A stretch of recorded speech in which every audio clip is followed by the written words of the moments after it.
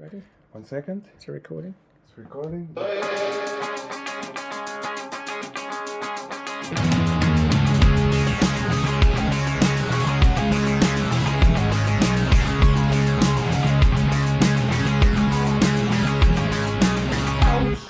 So, welcome to the 20th episode.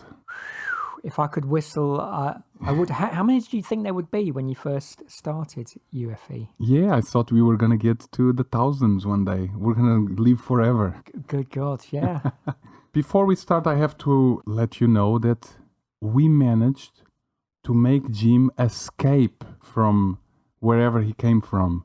Alcatraz. He jumped out of the window. I drove with the car, opened the door, he jumped in, and here we are. I jumped through the hatchback. No need for Skypes. God damn it. So, Jim, now that I said my piece, I'm glad that you're here. We have a nice whiskey over there and some nuts, and we're face to face. Jim has been confined for a while, yes? Yes, I think it's been almost a year. You get less for murder. Yeah, this is unbelievable. So I'm blinking in the daylight of David's studio in Port Slade. Very pleasant. There's a view of the garden out there. Oh. And so, Jim, do the honors. Where are we going? Well, yes. I mean, who would have thought 20 UFEs? That's as many as, of course, Nadal and Federer have won Grand Slams, but not Djokovic. He's won 18. He's catching up, definitely. So, really, my first question, David, if we start at the beginning of our review of the Australian Open, is... Yep. Was the final result in the men's, and we'll come on to the women's later, was that down to Djokovic's brilliance or did Medvedev blow it? Definitely blew it. That was a very disappointing ending. Not that I mind Djokovic winning, he's a deserving champion. But Medvedev, he's intelligent, he's calculist, he uses strategy. But somehow, was it the nerves from the final that made him completely forget his plan? Because he knew that Djokovic was going to get everything back. He was ready for that, but something emotionally didn't click. I knew before the final Medvedev wasn't going to crumble, and I'm afraid I think he did crumble a bit. Jim Courier called Medvedev a chess player. He anticipates, he knows where to stand on the court. But I did think Medvedev would surprise me in the first set, even when he came back in the first set so well. He looked out of breath compared to Djokovic. I didn't think nerves would get to him because he had that super final against Nadal in the US Open a few years before. But I do think there was an element. He didn't play as well as he could. He's not the only player.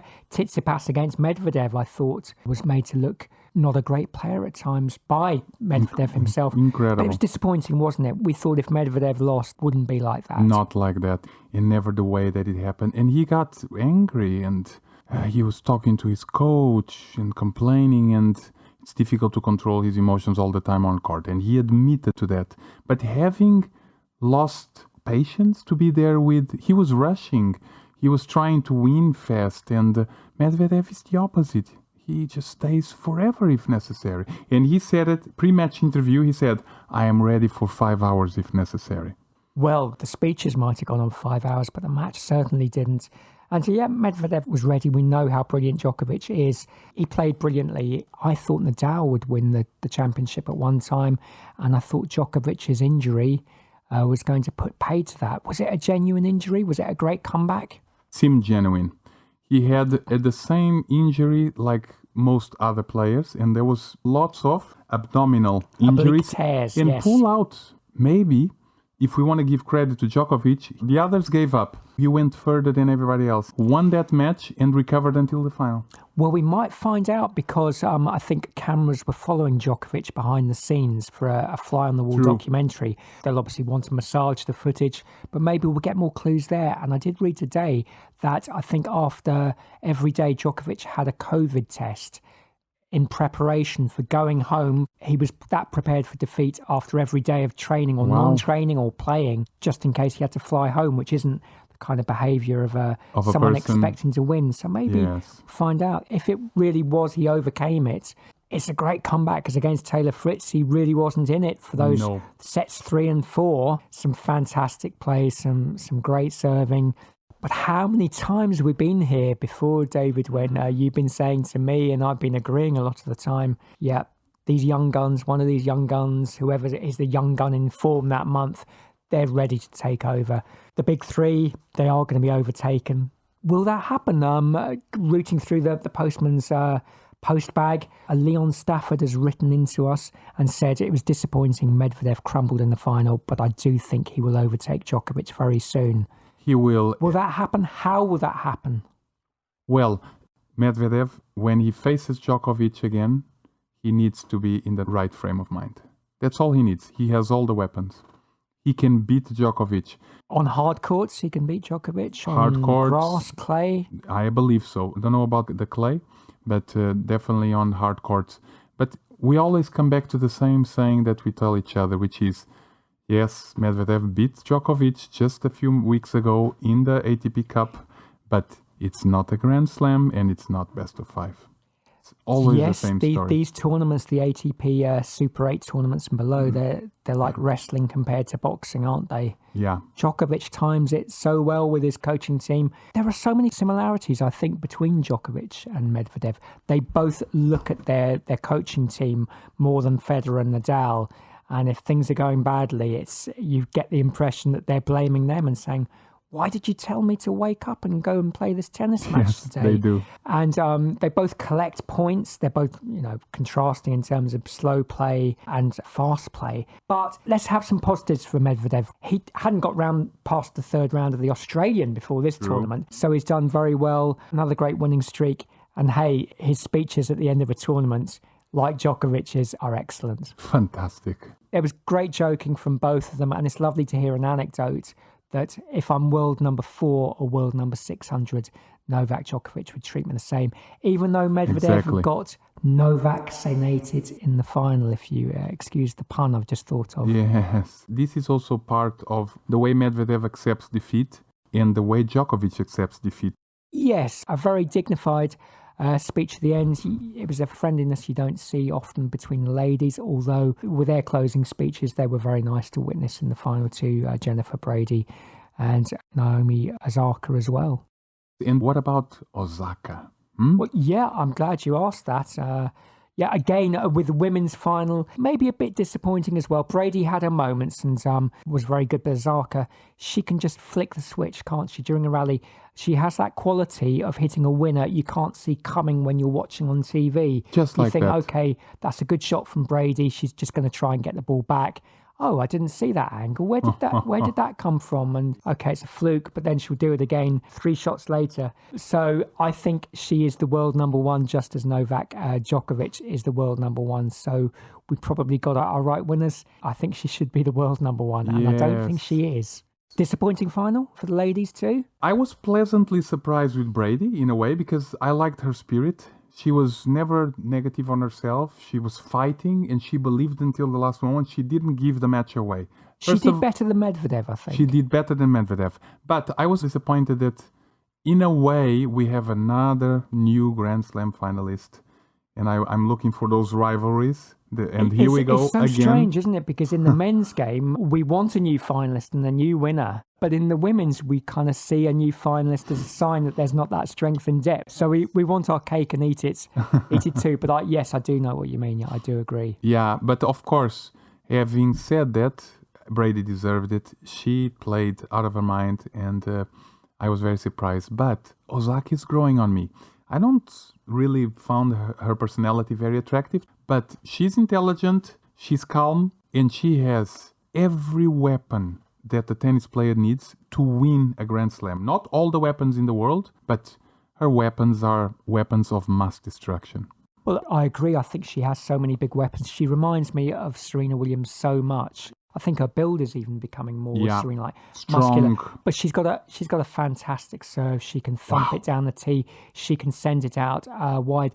And to a large extent, many times in her career, Serena Williams didn't have to develop weapons like a drop shot. I still think it's quite unusual when Serena Williams does a drop shot because she often has such power. She doesn't need to do it. But yes, people mention the Oz'aka slice. But I will get back to your original point. There are times I don't really warm to her. After I think she beat Muguruza, which was a great match, and Muguruza's had match points as well. Can you believe that? Yeah, maybe the match of the tournament on the ladies' side. Mm-hmm. the on-court interviewer asked a very long-winded question. And at the end, Oz'aka said, kind of laughed dismissively and said, that's not really a question. There's just little moments like that which make me think that's a bit rude. The bloke's only trying to do his job. That running on the spot she does in between points, like the match is just a whole practice session. Yeah, kind of, I don't quite buy the kind of, I've got a new perspective. I don't judge my day by whether I lost or won on the tennis court. She was really pumped up for that final, and why not? You know, she was slapping her thigh. That's another of her mannerisms. She was great in victory, I think. Sharapova had that. Yeah, she did. Not one of the most popular players, but I think Oz'aka is popular. But yeah, I'm warming to her a bit more. I thought Brady was very dignified in defeat, just as Medvedev was, and that brought out the best in Oz'aka too in her speech. She's still young. Mats Wilander said that he expects her to win 10 minimum. What about you, David? How far can Oz'aka go? Oz'aka says that she's putting goals like first get to 5, then get to 10. And that is a speech of a champion, definitely. 5 at a time is still a big ambition, isn't it? Yes, it is.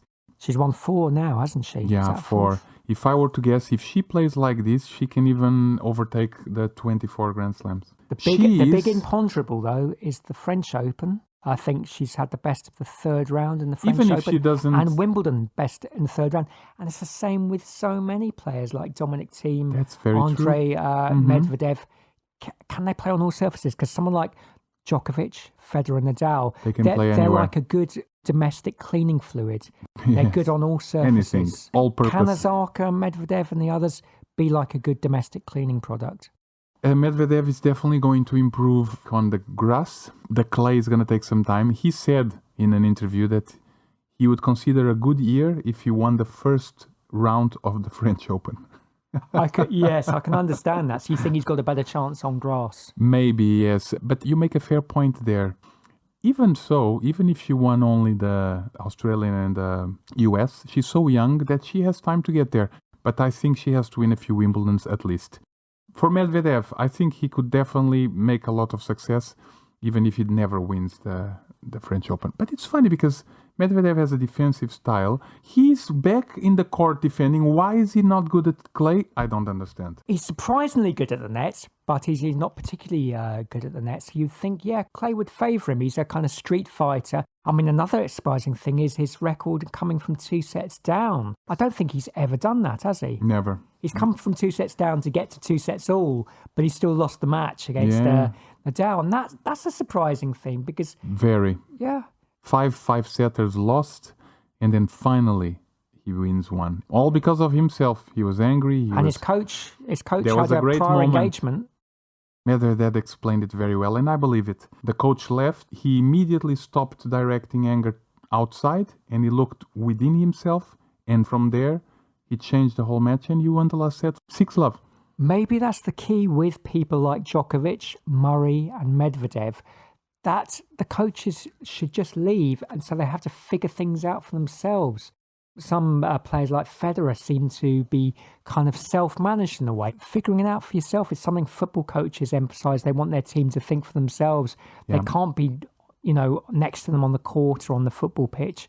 So it's a great quality to have. And if they had no one to blame in the crowds, then maybe they'd focus more on the match. Definitely. There is a pattern to many players bullying their coaches or whoever is, what's the word I'm looking for? In their box. Much more attractive when somebody looks within themselves instead of blaming. Because what are they expecting to get from that kind of attitude? It's not allowed to have coaching. Maybe it should be, but it isn't. So no need to look there at all. Nobody to blame except yourself. You're alone in the court. That's it. Yeah.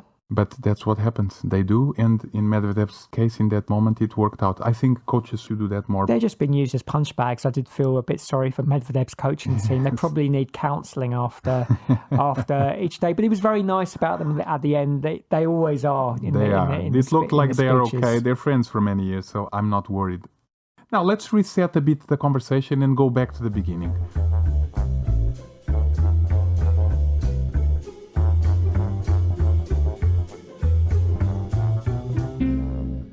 Fans back. What do you think? Exciting? Fans back and not back as well. There were times when there were fans back, and there were times when suddenly an emergency 5 days of curfew came up.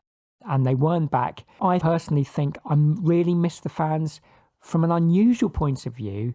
And the unusual point of view really is I really hate the crowd noises they add to the TV coverage. Yes, and that's... I think it's so artificial. They press the button at the wrong time. And I would rather have silence and be able to hear what Nadal's saying. Yeah. Maybe even use Google Translate for some of these players too. But it's real, and wouldn't it be nice that, okay, I had a game on a public court and it wasn't that different from the match I'm watching now. And the Fognini-Nadal match really was a low point because the applause was so polite after each point, like they were just fans and some people attending a communist rally where you have to clap the leader. There are different crowd noises at different times of a match, aren't there? But I would rather have the real sounds from the stadium than have this canned applause. Like a computer game, I think. Like a computer game. Well, I'm one of those. Since I was a kid playing tennis computer games, and maybe that explains why I don't mind it. But you made some really good points about it, and we even exchanged a few messages when we were watching some matches where the sound came in the wrong time. Even before the point was finished or after, or inappropriate sound, unrelated to the moment. So definitely they have to improve a lot there. And I agree, they should add more sounds that are part of a tennis match. Having said that, the reason why I counter your opinion a bit is because even if it's a sound effect almost, we know that it was made by voices of paramedics fighting the COVID. Even if it's a bit artificial, I feel a little bit warmer sitting at home and listening to some sort of crowd. There is an emptiness between points that we are not used to in tennis, and I guess that fills the gap a bit. But I think if they'd gone cold turkey and had none of the sounds, yes, we would get used to it. Agreed. And I've watched a few tournaments before the Australian Open where there was no sound effects, and I got used to it, so it's not that bad. What I didn't get used to is the fact that the Hawkeye did all the calls. There was no drama. There was no complaining. Everybody just sticks to their guns. There's no challenge. Tell us about that. Why was Hawkeye putting all these umpires and line judges out of a job? Why was that? Wasn't it because of the COVID? I suppose to reduce the risk, really. Yeah. You hardly saw anyone challenge them. But I don't know if you found this, but occasionally I'd look at the call and go, hang on, that was in or that was out. And you'd think Hawkeye must be wrong. And they'd show the replay. And even the commentators, some would say, it looked a lot closer than that. Is Hawkeye foolproof? Is it always right? I don't trust Hawkeye. Me neither. Neither did Federer. Yes, it's true.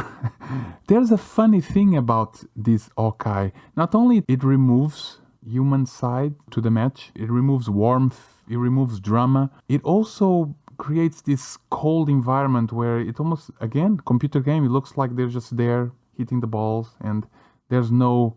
It's very strange. And what I'm really scared of, the people that work for these tournaments might take that as a great example and have the feeling, oh, there's no drama, let's keep the Hawkeye like this. And this example that these tournaments are giving is going to give bad ideas to all the other courts, and one day we're out of linesmen. Even the umpire doesn't do anything. He just calls the score. It's very sad. I would be very sad about that because I prefer people having jobs to machines taking over the jobs. I mean, I've seen 2001 A Space Odyssey, and I know the dangers of a computer taking decisions and overriding humans. We all know how that ended. and it didn't end well at all. I mean, you know, back in the 60s and 70s, the line judges would be, you know, old men who just their wives wanted them out of the house and they quite like tennis, and you'd see them asleep on their chair. And the players in the Stasi would sometimes go over and wake up the line judge and everyone would laugh. And this is the human element that you're missing. Yes. John McEnroe goes to the other extreme, and I don't think it's a bad idea, where he thinks maybe the players should call their own lines. I know. He goes I know really that would extreme. manufacture arguments, but it was so sterile that there was no confrontation and no human element and no negotiation. No. I like the kind of old system we had where a player would have to challenge and guess. It was down to them if the ball was called out and it wasn't out. It was their fault for not challenging. Yes. I do miss that. I hope it's just a temporary measure. You just never know. You really don't. On the other hand, there's always the argument of there's more flow, there's less complaining. We stick to the tennis match instead of all the shenanigans. And there is more accuracy if the Hawkeye is true. But here's a funny thing I wanted to pass by you. Did you notice that, I don't know if it was in the semi of the women's or the final, did you notice what happened? Hawkeye didn't call one out, and it was on all the matches I've watched, there was one call out by the umpire, and it was actually immediately accepted by everyone. Well, that is interesting. What happened there? I don't trust Hawkeye. It's the same with DNA when someone's convicted of murder and the scientist said, well, DNA says there's a 1 in a billion chance that someone else did this murder. We've looked at the DNA. And that's great, but how do you prove that? I'm not a scientist. I'd be very annoyed if I got convicted of murder on DNA because we trust the scientists, don't we? I don't trust the science. In this day and age with COVID, we trust the scientists. But I think with tennis, I trust them a bit less. Yes. I do hope that they don't take it on. We want the lines judges back. We want the umpire to do more decisions. And we want the umpire to calm down the players when they're heated up.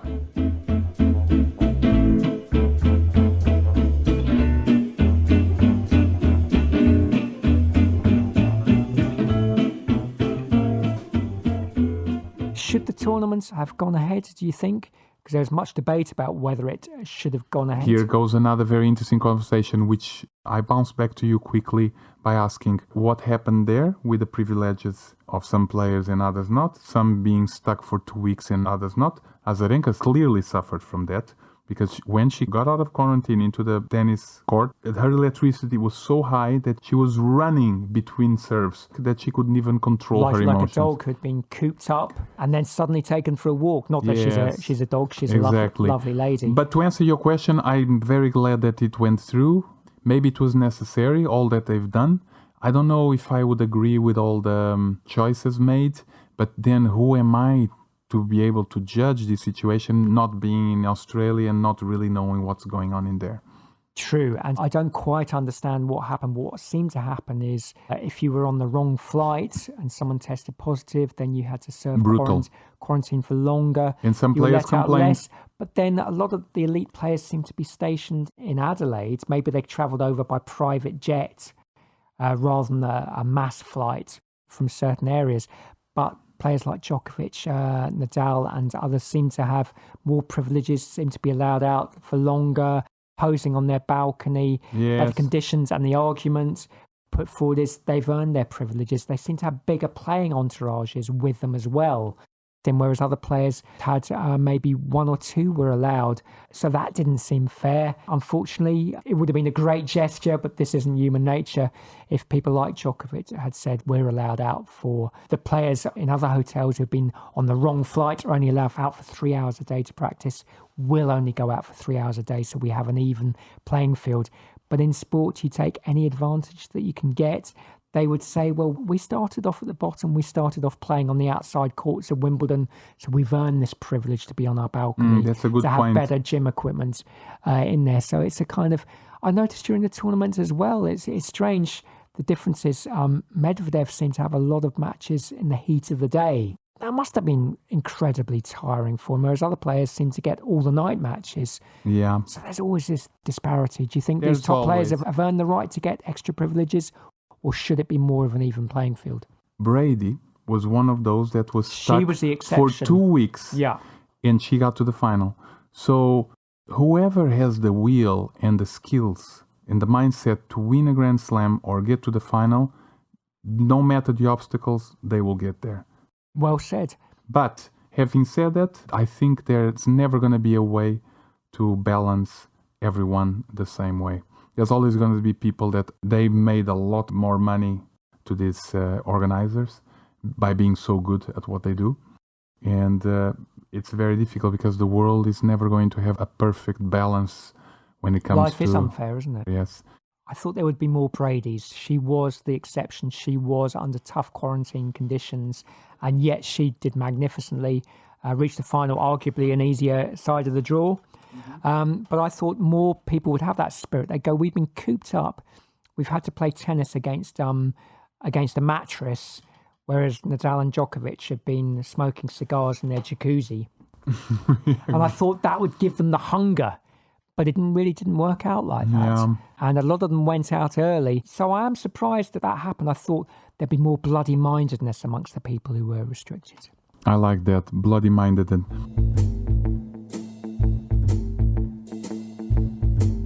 So David, we haven't talked about a lot of players. Can I play a little game with you where I mention players and you go good tournament, bad tournament, or brilliant tournament? So I'm going to start with one of our favourite players, Nick Kyrgios. Good tournament, bad tournament, or great tournament? Good tournament. What about you? Yes, I would agree. I don't think it was a great tournament because he was 2 sets up against Dominic Chaim. Come on. But he lost and we thought, hey, it's Dominic Chaim. There's no disgrace in that. And then Dominic Chaim went out. But I think he played superbly. He can do everything, the underarm serve. I just wish he would do more. It's not a great tournament, but it's a good tournament, which sums up Nick Kyrgios. He lost that match from the moment he was at the net. He had an easy volley to finish the game in the 5th set to go 3-2 up. And he decided to do a tweener volley that hit the net. And from there, he was broken and he lost the match. Nick Kyrgios, it's like he's playing a different sport sometimes. It was a shame because it's just part of his personality. He cannot do more than 5 points correct. He has to come up with some trick. So that's what lost him this tournament, because he was playing and I believe that he could reach maybe a final even. Hey, next. Dominic Chaim. Very disappointing. And of course, that is a high-intensity sport. It's not easy, but he gave up on that match. And he was not up for it. And it was a bit painful for a fan because... Do you think he gave up or he was injured? He gave up. He was just not going for it. Maybe he was a bit injured, but there you go. Then we have guys like Djokovic that say, I want to win this. Is it the curse of winning a Grand Slam? There's often a falling away of form after someone wins You their said that first once. Grand Slam. That's true, isn't it? It could be. But then again, I don't know. I have this feeling that I expect them to have a bigger hunger. Just, I'm not going down until I win this. Well, it was the French Open all over again. You know, he's playing his friend Diego Schwartzman. And the final few shots just suggested he was resigned There to you go. defeat. But in It's a not match, the first time. great match he could have won. And he was so friendly at the end. It's lovely to see. But you do think, how disappointed are you? That's a very pally celebration at the end. I know he's a very sporting person, but great comeback against Kyrgios. And you thought, well, you know, maybe it puts Kyrgios's performance into perspective. The fact we thought he was great, but he lost to someone who lost so easily to Dimitrov, who lost so easily. The next round, maybe there was an injury with Dimitrov. It was, yes. To that next round. Funny, isn't it? But I would say it was a good tournament from Good someone tournament. we expect great things from. Good, but disappointing at the end. So we're moving on now to Tsitsipas. Great tournament. Great. I'm Not very, good? No, great. I mean, beating Nadal. Fantastic. Even though it was Nadal lack of confidence that helped Tsitsipas as well, but Tsitsipas stayed on it. And I'm pleasantly surprised by Tsitsipas' performance this tournament. I think he can definitely do better, but maybe this is the inspiration for a better next few months. I thought the result against Nadal was fantastic. I didn't see it coming when he was 2 sets down. Yeah.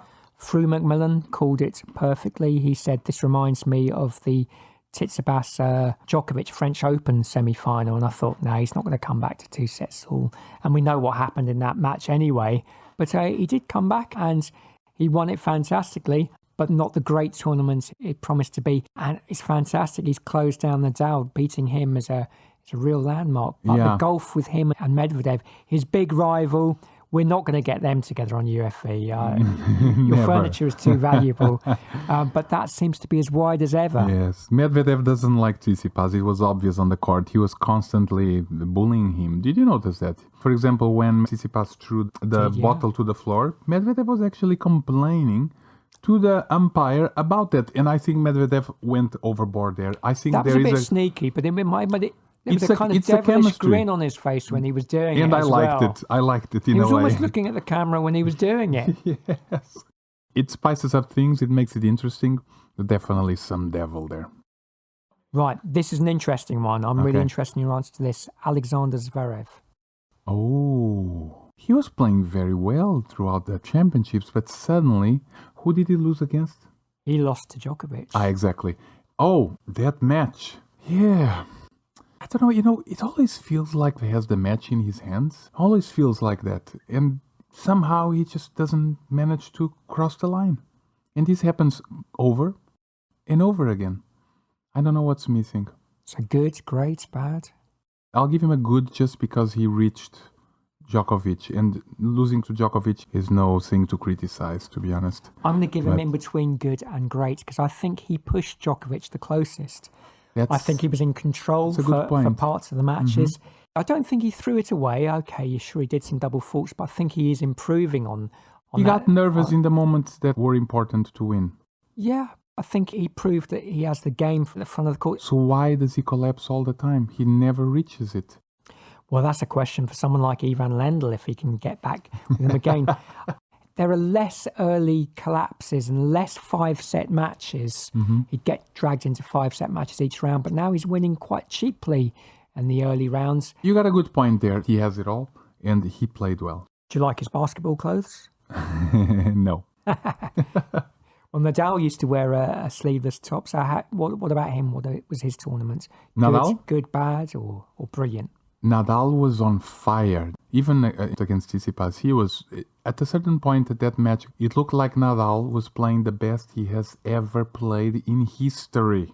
And suddenly, he missed a smash, and it was all over from there. He's normally so good at smashes compared to the top players. Djokovic mucks up quite a bit. It's more like a bowling action. Federer and Nadal are the best. But yeah, very surprising. He's so good at smashes. Yes, I haven't seen Nadal lose his confidence like that in a long time. I think it's several times recently I've seen him looking a bit tired when it gets to matches get a bit longer and he gets pushed. I do think maybe this is the start of the end. I had that feeling too. We've written him off before, yes. But I think there was a sign I'm not really up for this 5th set, which is so unusual with Nadal. He's a great fighter, great sportsman, very sporting in defeats. But I think Tsitsipas was a bit surprised. It was like, really? That we're shaking hands at the net now? I thought, yeah. Strange, wasn't it? Age is catching up, injuries, and even, maybe I might be wrong by saying it, reaching the 20, that hunger, maybe dropped a bit. A 20 with Federer, of course he wants the 21 and the 22. But in the back of his mind, he's like, I still have the French. I can still get a few more slams there. I can start resting up and letting it go. I thought his form in the early rounds, I thought he was going to win the tournament. The whole thing.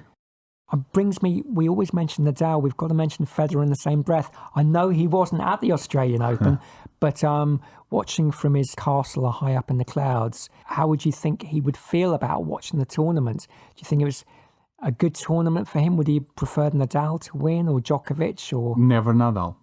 That's out of the question. Definitely the three of them are fighting for it. And funny how Djokovic is the only one that really admits in the interview. He said, as long as they go, those two, I will still go. Yeah, and he's honest about it. And he's honest about it, whereas Nadal and Federer are not. Yeah, I think Nadal and Federer is just like, what record is this? Nah, I don't buy it. I pick up my racket, my coach tells me what court I'm playing on. I don't read the newspapers. I don't buy it. I don't know what you're talking about. Nobody buys that. I think it was a bad tournament for Roger Federer. I don't think it was entirely his fault. But I think before the tournament, when an Australian Open administrator said, yes, I've talked to him and the reason he doesn't want to go is his wife doesn't want him to be away from home. Too. And that makes Roger Federer, rightly or wrongly, look a bit stupid, like he wasn't being honest about the reason. Agreed. And now he's controlled by his wife. So that was a stupid thing for the Australian bloke to say. I agree. Although it can score him some points to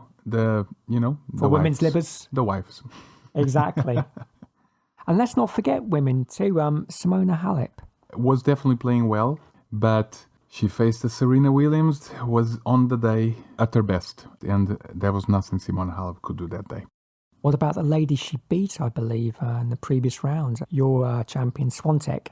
Yes, she was actually the loss that got me more. Even more than Medvedev losing at the end, I was sad to see Swiatek lose like that, because she just has this game that beats anyone, just like Oz'aka. But she's young, she has some things to learn. Old is she?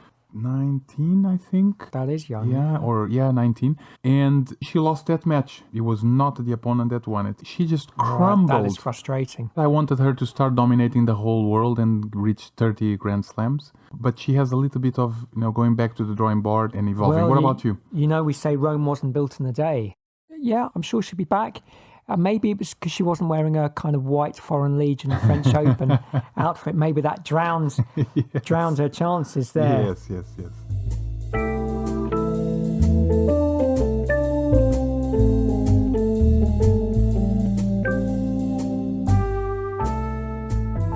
Okay, Serena Williams, we have to talk about her. Because everything's about her. I think even with Oz'aka winning, there was still probably more press coverage of Serena Williams and her quest. So good, bad, brilliant tournament. I think that was a very positive tournament. At her age, 39, she put a lot of work. She even left the press conference crying. I've grown to respect her. I think she could definitely be a bit less self-centered. She even wears a necklace that says Queen. You notice that? I found it. I did. Someone sent me a text message with the picture on it. I nearly choked on my porridge. So I think she's too self-centered, and maybe that's one of the problems. But then it's also one of the things that make her the great champion she is. I want her to reach the 24th because I think she deserves for what she's done. And she reached so many finals and lost. But it's getting harder and harder, not only physically, but mentally. It was obvious that she's working on her fitness. She was fitter than all the other tournaments. Her retrieving was very impressive. Far better. And again, it was a lot of her mistakes were when she wasn't running onto balls, when the ball was coming at her, a body shot, she couldn't get out of the way, and she was just kind of fending it off. But she puts pressure on herself. She's not the queen, is she? It's Oz'aka is the number one. And she puts pressure on herself too. Her husband's in the stands. Pressure. Did you see the T-shirt her husband was wearing in the stands? It had world's greatest female athlete and a big picture of Serena, and the word female, there was a cross through it to say not world's greatest female athlete, the world's greatest athlete. But that's adding pressure on her. I know she can't control what her husband wears, but just try and sneak under the radar. Maybe have a bit more of that attitude of like, hey, I'm just turning up because I love tennis. I'm not after the record. I want to stretch myself to my full limit.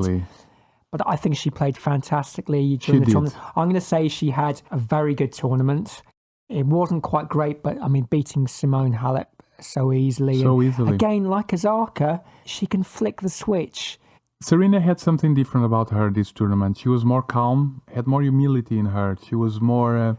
There was one nice moment in the match I watched where I think she smiled laughed during a point. A bad moment. And it was very human and almost made me warm to her. And Serena was actually very happy, and she was taking it on a stride, going calmly and enjoying the tournament, But then she ended up playing a mirror, and the mirror is always going to win. Yeah, it was not going to happen. Oz'aka was meant to win this tournament. Yes, I think so. I think, will Serena do it? Everyone says her best chance is at Wimbledon. Also, another question for you, David.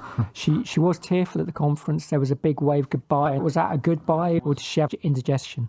I think it was emotion. In that moment, she was sad that she had to leave the court because she wanted to be back for the final. Yeah.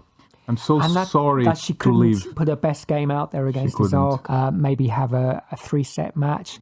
There were some disappointing shots, weren't there? Yeah. But maybe we're underestimating just how good Oz'aka was, making Serena look ordinary, make her not be able to clear the net.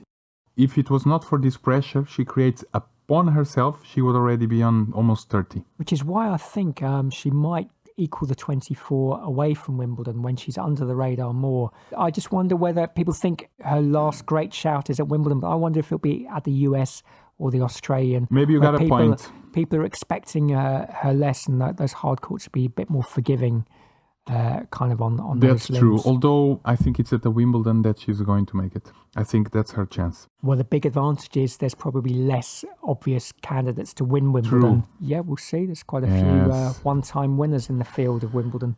Here's one guy for you before you continue. What about Karatsev? Well, you've gazumped me because I was going to introduce kind of categories, some prizes for all the players who didn't win the tournament in the Australian Open. As a consolation, the UFE Awards for the most promising newcomer, and it would have to be Karatsev, wouldn't it? Suddenly, out of the blue. But on the women's side, I want to predict who your most promising newcomer would be. Okay. She's not very new. Yes. She's about 35 years old, but she's one of your favourite players. So did you Karatsev, see? and you're going to pronounce it. Shui. Now, she was a player I thought you made up just to play a trick I know. on me. How about that? She finally got the I now believe spotlight. she is real. She's the most wonderful tennis player I have ever seen in my life. By What's so personality good? and game. What's so unusual about her game? Well, first of all, it's her personality. How she's quirky and funny and not taking life so seriously. There's something about her that is just wonderfully beautiful. And then the game. And finally, this US Open, she got the spotlight she deserved all these years. She's been kind of... People are not paying attention. She's a good doubles player, isn't she? She is. She won a few Grand Slam tournaments in doubles. But the way she plays the game is unlike anybody we've ever seen in our lives. She understands tennis not as a sport with rules and techniques, but a physics match. Like snooker, like Yes, those angles. it's all about physics. It's all about putting the racket in the right position and hitting the right because shot. it is very hard to redirect the ball, isn't it? You've got Very. the spin coming at an angle, and the safe choice is to hit it back to where it's coming from, Yeah. rather than suddenly, She yeah. just redirects the ball for breakfast. And not only, she takes the ball so early on the rise. She's constantly taking time away from her opponent. Well, I get distracted watching her because it is beautiful to watch, but has she got a double-handed forehand and backhand? As well, yes. That's a really unusual It is. thing, and a nice temperament. She's Yes. a nice... Oh, So wonderful. quarterfinals, was it? that she- Yeah, that's the best she ever done. She's definitely a person that takes life in a very nice and light way. Will we be seeing more of her, do you think? Or I was this really just a hope one-off? so. And the same with Karatsev. Was that just his moment in the sun, his 15 minutes of fame? Karatsev was interesting. Aslan Karatsev. Yeah, pleasant surprise. You see his forehand, they're like missiles. He gives it a little waggle, which you do, and Boom. Kyrgios does it, which really loosens up your arm. Wow. And makes you concentrate on your wrist. But yeah, It's insane. fantastic play. Boom! This is an awful thing to say, but when I was watching him play in the early rounds, I thought he looked a bit of a stupid player. There didn't seem to be much thought. I know. You know how you look at, and it's a complete illusion because he played very clever tennis. But I thought, yeah, there's not much going on there, but it was very intelligent play. Yep, very determined.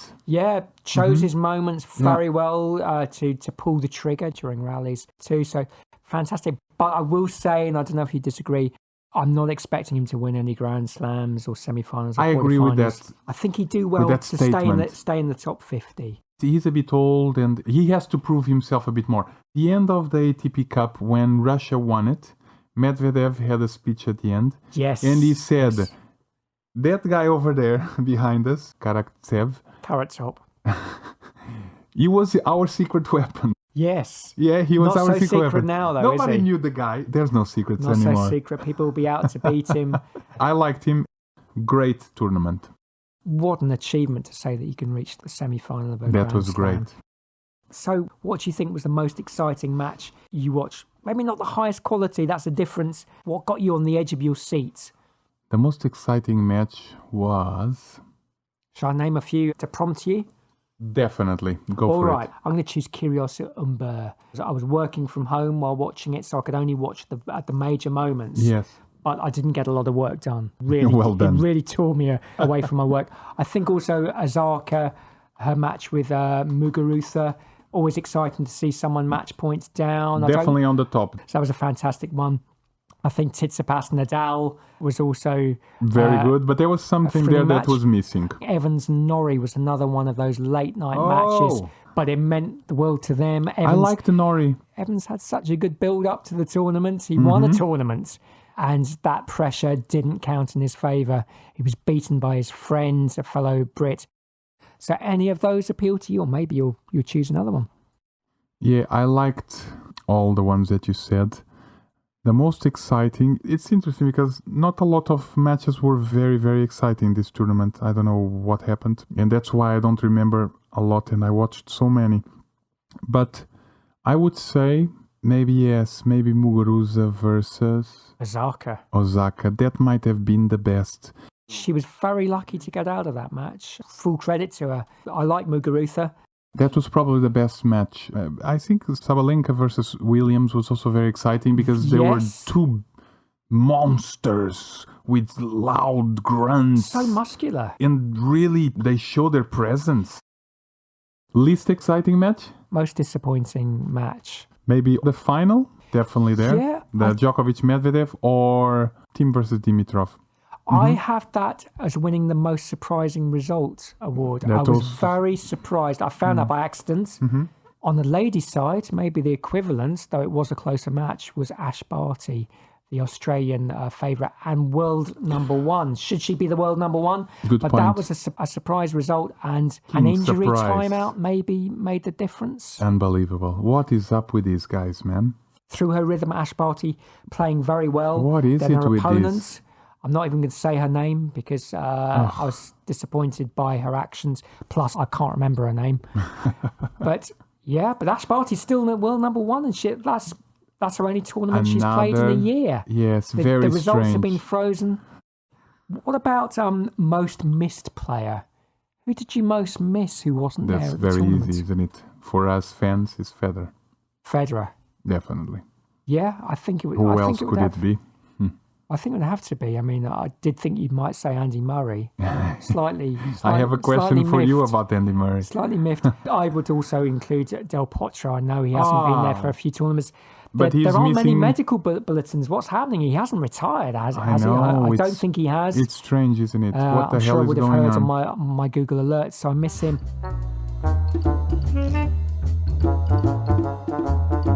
Worst behaved player. Worst behaved? Yeah, it's an unwanted award. Who would you give the worst behaved player to? Wow. Without the umpire and lines judge making decisions. There's no worst. I would say Serena Williams had a habit of winning matches and then doing this shrug and to the camera as if, like, oh, little old me's won another match. And when she won that classic match, the close match against the muscular lady, Yes. I think the muscular lady shouted at her coaching team or something, or applauded sarcastically. Yes. And Serena Williams shrugged her shoulders like, what was all that about? And that annoyed me. Oh my God, there was nothing to point out at this tournament exactly because of the new system. I think there's no title for that question. But I would say the worst behaved player was Kyrgios, not taking some points seriously to achieve better results. That annoyed me. So how did he do that? Did he give up on games because he was No, saving for example, himself? that volley. He was broken in the fifth set against Tim by doing a twinner volley. That annoyed me Rebounded on him, because didn't I he? really Yeah. like him and I want him to do well. So, well, very good to see you again, Jim. It's been a long time. We didn't even meet in the tennis courts these days. It's been too long, but there is hope. Hopefully a return in April And we're to gonna go back. official tennis. Yes. Not jumping over fences, playing illegally like some reprobates do. So, yeah, I'm looking forward to that. And the Australian Open makes me feel itchy Yes, Itchy exactly. for playing again. And So, next time we'll have a special on British tennis players because I know you want to talk. We haven't talked about Joe Conter, so I know there's still a lot so important. we need to talk about. Absolutely. And thumbs up or thumbs down to the Australian Open. What do you say? Oh, God, that's almost another program in itself. I can understand Australian people being annoyed that these pampered tennis players have come over and they moan that they're only allowed outside for 5 hours Yes. a day because a lot of us have been stuck inside and don't get out all the time. So I can understand both points of view, but from an entirely selfish point of view, it's cheered my spirits up knowing that I can watch the TV and see some glorious sunshine and see little images of what the world might look like Again. in a month's time. Agreed. Hopefully, fingers crossed. So thumbs up for those reasons. Yes. Awesome. Thank you very much. And you. we'll see you next time. Stay safe.